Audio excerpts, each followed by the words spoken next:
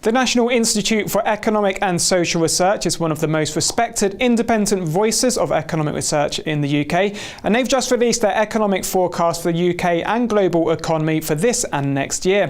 And Simon Kirby joins me down the line from London. Simon, I've had a look through the numbers and it looks pretty gloomy for the UK. What are the main reasons for the subdued growth? The main reasons are, number one, we have obviously fiscal consolidation in the UK has started. That did begin at the start of this year with an increase in standard rate of VAT. Come April, we've had increases in national insurance contributions, so that's a social security contribution in the UK, that increased in April, and we've got the beginnings of public sector expenditure cuts. Now, we have seen some sign of that with regards to job loss of around about 100,000 in the public sector, and that's going to be ongoing. So this year we're looking at the fiscal consolidation plan, as announced by the government, knocking around about 0.8 percentage points off the rate of economic growth. In addition, we also have things such as, obviously, the sharp rise in oil price since the end of last year through this year. I know it's come back slightly, around about $6 a barrel down compared to where it was in April, but certainly we've had an increase in oil prices and other commodity prices feeding through into high inflation, which is weighing down in particular on household budgets, which are already constrained by the beginnings of the fiscal consolidation plan.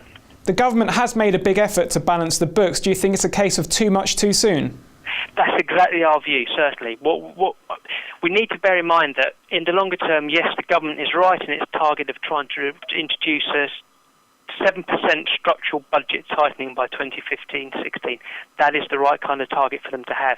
However, they've gone too far too early with the consolidation plan, introducing this 2% of GDP tightening in 2011 when the recovery was likely to be weak anyway. It was the wrong approach for fiscal policy. And are the austerity measures the main reason behind the growth in unemployment you expect?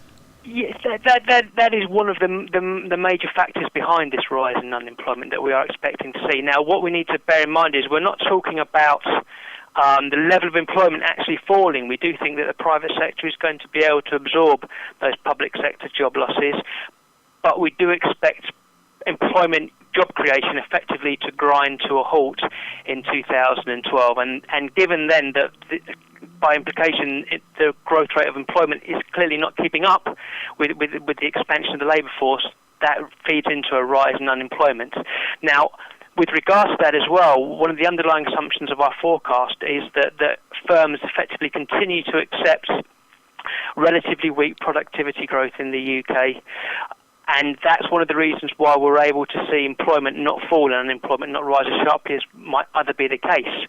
Now, the reason they can do that is because we continue to expect real income or real wages to fall through this year and then grow at a relatively modest pace over the next few years, reining in any rise in unit labour costs. Now, if we're wrong on that and unit labour costs do pick up somewhat, then we might expect to see unemployment rise a bit more sharply than we're currently expecting. The Bank of England has kept interest rates on hold for a long time now. Do you foresee any opportunities to raise rates in the near term or indeed beyond that? Well, we've taken, in constructing our forecast, we've taken the view of the markets towards the end of July, which was for the first interest rate rise by the Bank of England at around about June 2012. Now, given the weakness in the economy, we expect that to be broadly, we do expect that kind of rate rise to materialise. I can't really see bank rate being the point at which bank rate is increased being pushed back much more in 2012. If that was to happen, it would effectively be saying that the UK economic recovery is even weaker than we're currently expecting, which is relatively weak anyway.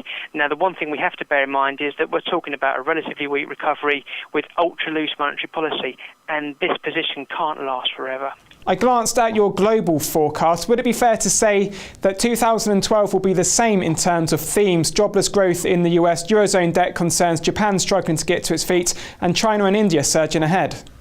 I think that's entirely correct. Got a couple more years yet where most of the OECD countries will effectively be struggling. I mean, some will still be mired with recession, in particular in the Eurozone. We do have, obviously, a sovereign debt crisis in the Euro area. And the thing to bear in mind is not only are we talking about a relatively painful period, but the risks do seem to be concentrating much more on the downside for OECD economies going forward over the next few years. Okay, thanks Simon. Coming up later on Wednesday, I'll be speaking to UBS about their latest forecast for the Swiss housing market. But for now, goodbye.